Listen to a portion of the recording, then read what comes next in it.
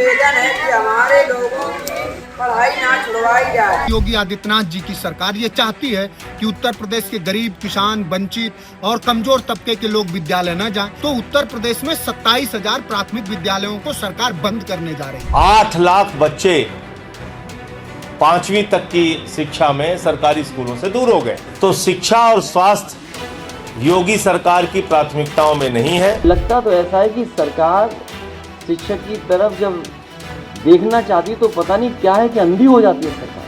उत्तर प्रदेश सरकार ने स्कूली शिक्षा व्यवस्था में बदलाव की तरफ कदम बढ़ाया है, जिसके तहत प्रदेश में कक्षा 8 तक संचालित हो रहे 5,000 से अधिक सरकारी स्कूलों का विलय करने की तैयारी है। इस संबंध में बीते दिनों बेसिक शिक्षा के अपर सचिव ने आदेश जारी किया था, जिसके सार्वजनिक होते ही प्रदेश भर में इसका विरोध शुरू हो गया है। माना जा रहा है कि इस पूरी कवायद से प्रदेश में शिक्षकों के पदों की कटौती होगी और नई शिक्षक भर्ती पर संकट आ सकता है। ऐसे में इसको लेकर प्रदेश में शिक्षक संगठनों ने मोर्चा खोल दिया है। आइए समझते हैं कि पूरा मामला क्या है, किस आधार पर स्कूलों का विलय किया जाएगा, इससे नई शिक्षक भर्ती पर कितना असर पड़ेगा और शिक्षक संगठन के लोग क्या कुछ कह रहे हैं।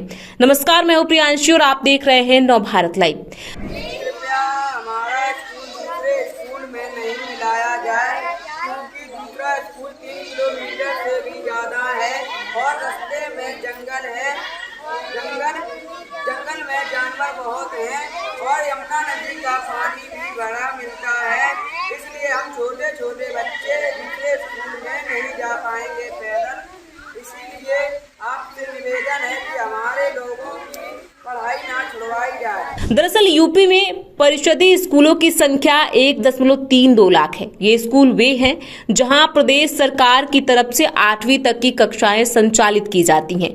इन सरकारी स्कूलों में ऐसे स्कूलों को मर्ज किया जाना है जहां मौजूदा समय में छात्रों की संख्या 50 से कम है। इस संबंध में बीते दिनों प्रदेश में बेसिक शिक्षा के अपर मुख्य सचिव दीपक कुमार ने आदेश किया था।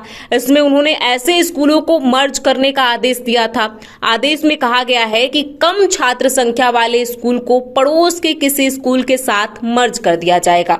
वहीं अगर किसी स्कूल के रास्ते में कोई नाला, नदी, हाईवे, रेलवे ट्रैक है तो ऐसे स्कूल भी मर्ज किए जा सकते हैं।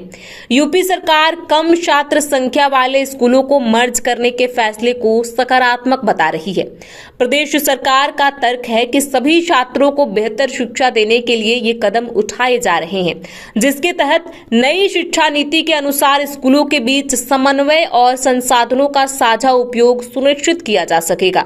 इसी कड़ी में यूपी सरकार प्रदेश के प्रत्येक जिले में एक मुख्यमंत्री अभ्युदय कंपोजिट स्कूल खोलने जा रही है, जो smart class, toilet, library, computer room, dining hall, mid day kitchen, wifi, open gym जैसी सुविधाओं से लैस होंगे।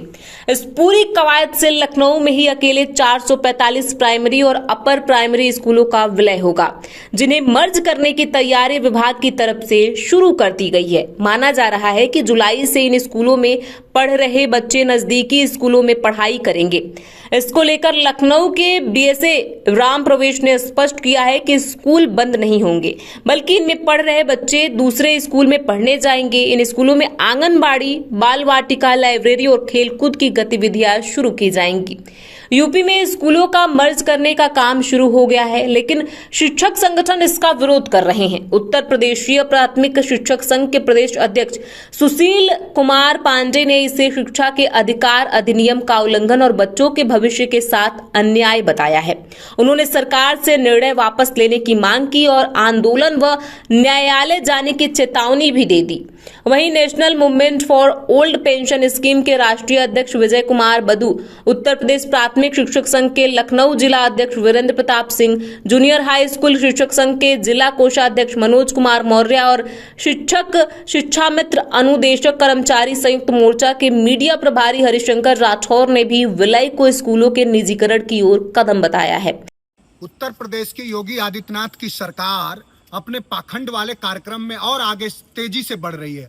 तेजी से इसलिए बढ़ रही है कि उत्तर प्रदेश में भारतीय जनता पार्टी की योगी आदित्यनाथ जी की सरकार ये चाहती है कि उत्तर प्रदेश के गरीब, किसान, वंचित और कमजोर तबके के लोग विद्यालय न जाएं।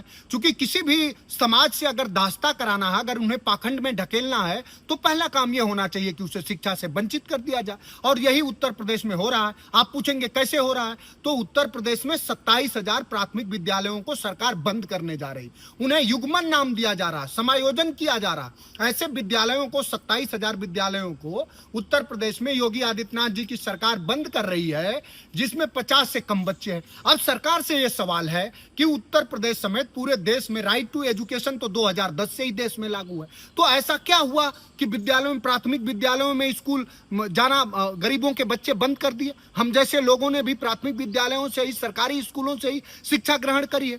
क्या करा आपने सरकारी स्कूलों में नमक रोटी खिलाया, नमक भात खिलाया, इसलिए लोग जाना बंद कर दिए। 2018 के बाद से उत्तर प्रदेश के युवा लगातार अपने शिक्षक भर्ती के लिए आंदोलन कर रहे हैं, लेकिन एक भी शिक्षक भर्ती नहीं आई 69,000 के बाद। यूपी में इस साल 65,000 शिक्षकों की भर्ती प्रस्तावित थी।